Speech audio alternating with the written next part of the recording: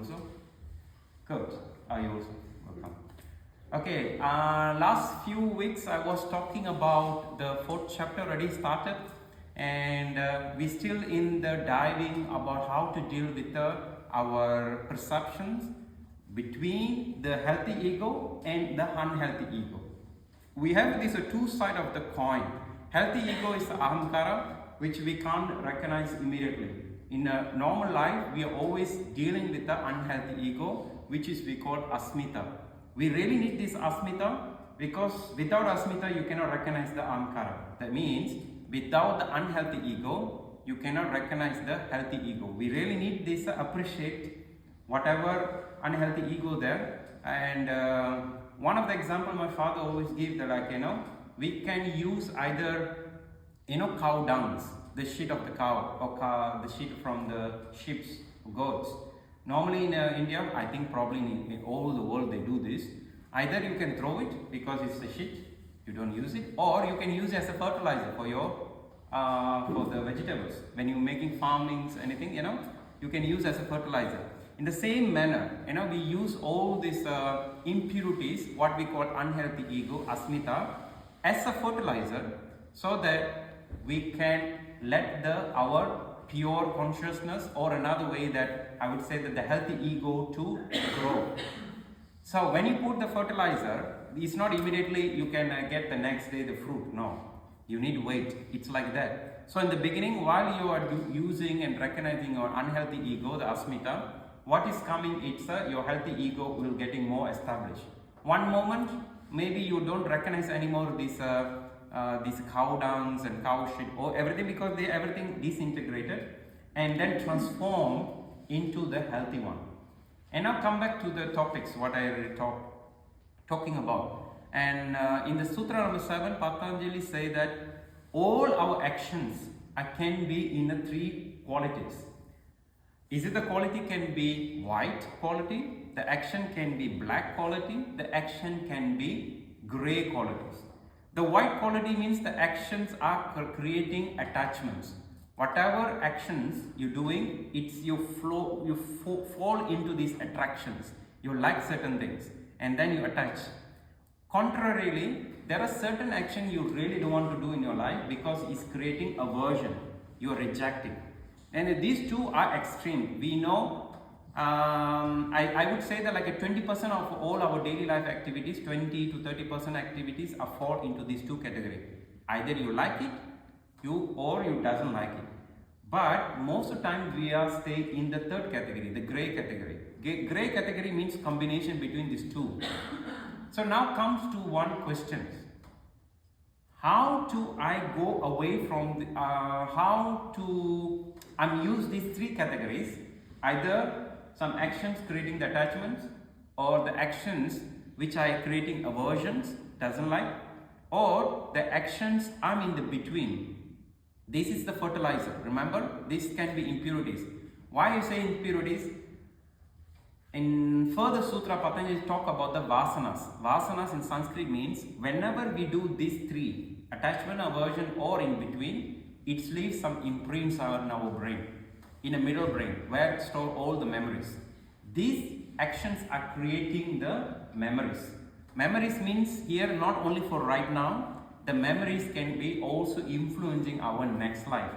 In this life, if I do some particular action repetitively, and these repetitive actions leave a lot of imprints. Imagine you're walking on the sandy beach, so you leave some imprints. Until the water comes to destroy it, the imprints will be there. Or let's say it's a freshly snow, you walk on the snow, it's leave the imprints. Until the next snow come, or some dogs or some humans destroy it, the imprints will be there. And vasanas is like that. Vasana means every single actions we are repetitively doing in our life, it's leave imprints in our limbic system, the middle brain. And remember, all the imprints will giving a little bit influence in our future life. So next life, when you born as anybody, like maybe you can born as a great yogi, and then these imprints will be there. And then that's the moment you're transforming into the fertilizer. And this transforming as a fertilizer, where is happening? Inside of your brain, inside of your limbic system, so that you're not caught into the limbic system. You start using the prefrontal cortex. These are two parts of the brain we normally use. All the memories stay in the center of the brain, but the healthy ego are prefrontal cortex or cortex region, which is completely covering the entire brain, which we need to use more. And neuroscience say that most of human, we don't use so much cortex regions. We use mostly the limbic system and the reptilian brains, which is connected to the survival. And we are humans. We are animal, but we are developed animal. We are humans. So since we are humans, we need to use a lot of more the prefrontal cortex. And now come back to the questions.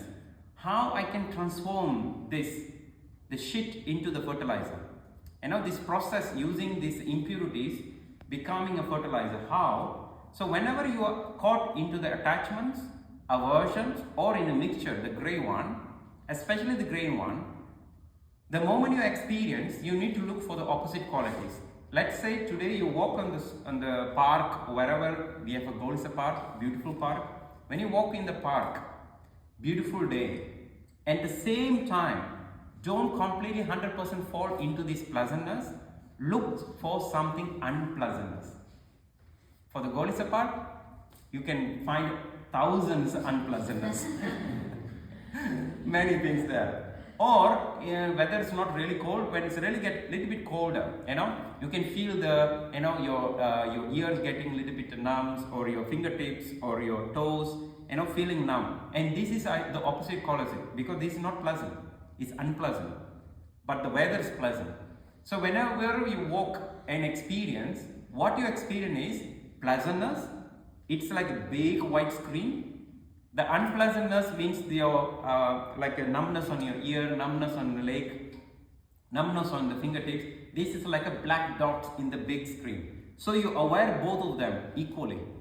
You shouldn't reject one thing and only focus on the pleasantness, because the moment, let's say you have a frozen feet, your mind completely going to the frozen feet, you forget about this pleasantness, you just swap to the another qualities. That means you fall into the completely black screen and you forget about these white dots. So in our daily life activities, we need to find the balance to have these both qualities there. If you experience something pleasant, look for something unpleasant, and underneath you always recognize that. Okay, I'm walking, it's a beautiful day, sunshine, I'm going with the dogs or with your friend. At the same time, maybe 1% or 2% experience of the perceptions about this freezing of the feet or smell of the marijuana, whatever you doesn't like, all these chaotics in the Golisa park. Anything happen? In the background of your impressions, it's still there, so that we have this balanced experience.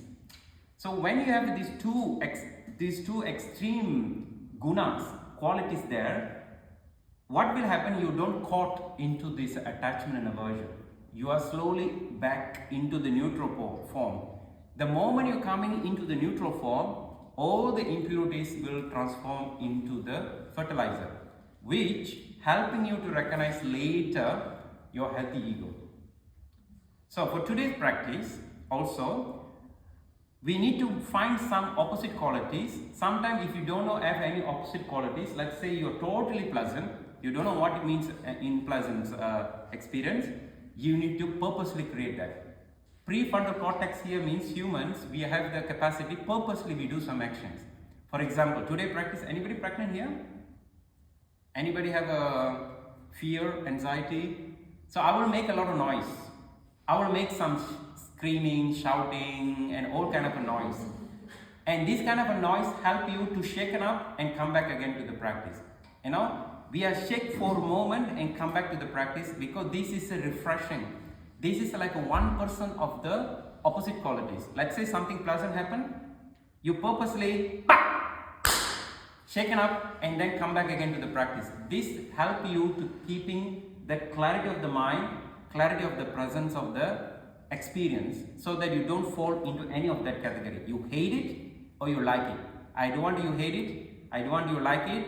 Also, I don't want you to be in the between. I don't know if I hate it or like it, because the moment you are lost in between these both of them is the gray one. It's like a cloudy state.